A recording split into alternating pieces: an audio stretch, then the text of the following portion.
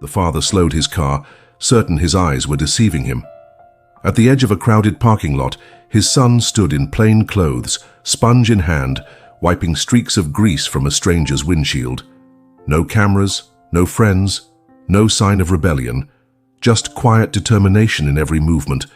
This wasn't the life of privilege he had built for his only child. The contrast was jarring. The heir to millions bent over, earning coins for labor most people overlooked. The father couldn't look away because he already knew there had to be a reason powerful enough to shatter his pride. Before we dive in, show some love with a like and drop a comment. It really helps us bring you more powerful stories like this one. Alright, let's jump right in. For a moment, Alexander's world tilted on its axis. Surely there was some mistake. The Grant scion had no business on his knees in the muck, laboring like a common pauper.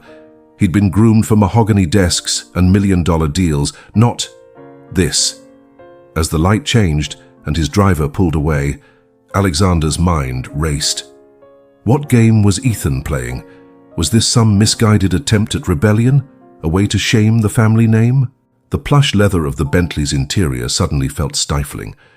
Alexander loosened his tie, uncharacteristically flustered. He'd given Ethan everything, the best schools, connections, a clear path to the top.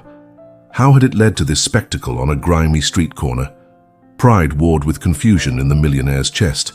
He'd built an empire from nothing, clawed his way to the pinnacle of success. And now his legacy was out there, hands raw from cheap soap, trading his birthright for pennies. As the car wove through gleaming towers of glass and steel, Alexander's thoughts spiraled. Was Ethan in some kind of trouble? Gambling debts, perhaps, or blackmail? The idea that his son might be hiding something so dire made his stomach churn. But no. The Grant name still opened every door. If Ethan needed money, he had only to ask. This had to be something else. Some misguided notion of finding himself or experiencing the real world. The more Alexander pondered, the more his initial shock curdled into anger. How dare Ethan throw away everything they'd worked for? Did he have any idea how it looked? A Grant reduced to menial labor? The foundations of the family's carefully cultivated image were crumbling before his eyes. By the time the Bentley pulled into the circular drive of his mansion, Alexander's jaw was clenched tight enough to crack teeth.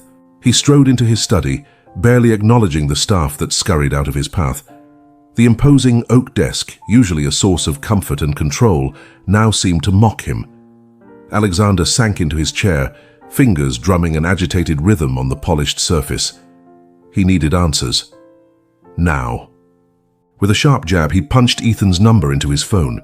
It rang once, twice, 3 times before going to voicemail. Alexander's frown deepened. Ethan always answered his calls, always, unless he was deliberately avoiding his father. The thought sent a fresh surge of indignation through Alexander's veins. He fired off a terse text, "My office tonight, no excuses." The words glared up at him from the screen, a command that brooked no argument. Alexander tossed the phone aside and swiveled to face the floor-to-ceiling windows. The city sprawled before him, a glittering testament to ambition and power. Everything he'd built, everything he'd wanted to pass on to Ethan. How had it come to this? As the hours ticked by, Alexander's mind conjured increasingly dire scenarios. Was Ethan involved in something illegal? Had he fallen in with some radical group, determined to reject his privileged upbringing? Or worse, was he genuinely content with this menial existence, blind to the opportunities he was squandering? The knock on his study door came just as the last rays of sunlight were fading from the sky. Alexander straightened, schooling his features into a mask of stern disapproval. "Enter," he called, voice clipped and cold. Ethan stepped inside, and Alexander's carefully constructed facade nearly crumbled. His son looked different. Tired, yes, with smudges of dirt still visible on his hands. But there was something else, a quiet confidence, a steadiness that hadn't been there before. It threw Alexander off balance, this unfamiliar version of his heir. "Sit," Alexander commanded, gesturing to the chair across from him. Ethan complied without a word, meeting his father's gaze unflinchingly. The silence stretched between them, heavy with unasked questions and unspoken accusations. Finally, Alexander could contain himself no longer. "What the hell do you think you're doing?" he demanded, words sharp enough to cut. "Do you have any idea how it looks? A Grant washing cars like some penniless vagrant?"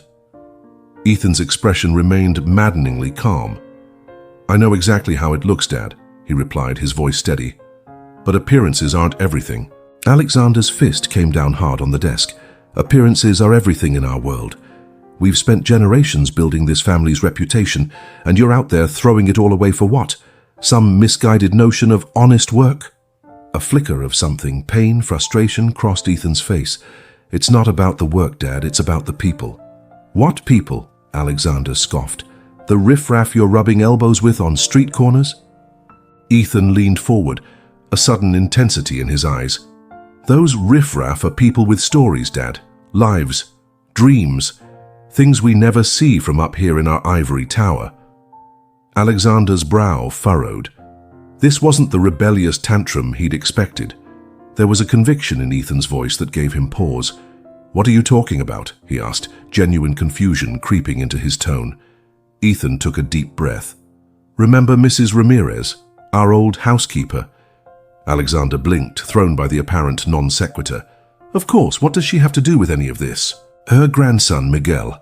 He's one of the guys I work with at the car wash," Ethan explained. "He's putting himself through community college, working 3 jobs to support his family. And he's just one story, Dad. There are dozens more like him." Alexander's frown deepened. "That's admirable, I suppose, but it doesn't explain why you're down there with them instead of up here where you belong." Ethan's eyes blazed with a passion Alexander had never seen before. "Because I want to help, Dad. Really help. Not just write checks or attend galas. I want to understand their struggles, their dreams. I want to use our resources, our connections, to make a real difference." The words hung in the air between them, heavy with implications Alexander wasn't sure he was ready to face. He leaned back in his chair, studying his son as if seeing him for the first time. "And washing cars accomplishes this. How exactly?" A small smile tugged at Ethan's lips. "It's just the beginning. I'm learning, Dad, about their lives, their needs. I'm building trust, making connections. And I'm using what I learned to develop real, sustainable programs. Microloans, job training, education initiatives." Alexander's mind reeled. This wasn't some childish rebellion or misguided attempt at finding himself. This was a vision, a purpose, something he'd never truly seen in Ethan before. "Why didn't you tell me?" he asked, his voice softer now. "Why all the secrecy?" Ethan's smile turned rueful. "Would you have listened? Really listened without trying to take over or shut it down?" The question stung, but Alexander couldn't deny its truth. He'd always seen Ethan's future as a carbon copy of his own.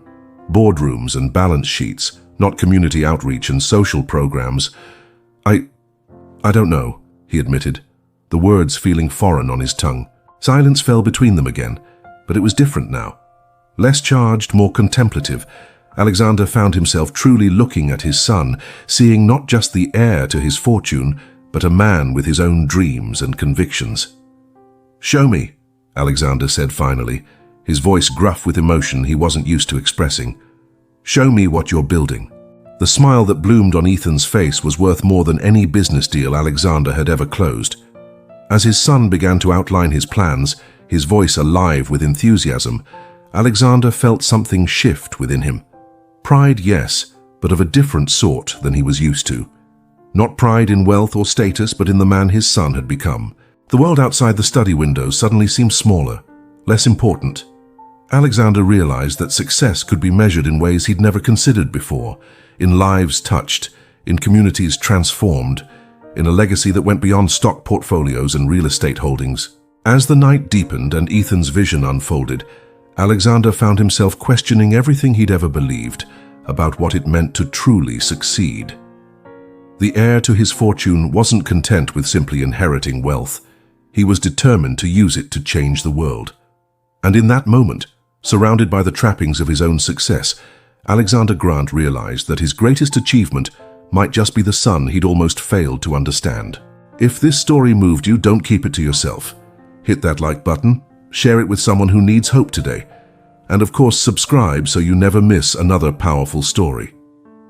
And hey, tap the notification bell so you're the first to know when the next one drops. We've got more inspiring stories waiting for you in our playlist. Dive in, get inspired, and I'll see you in the next video. Thank you for being here.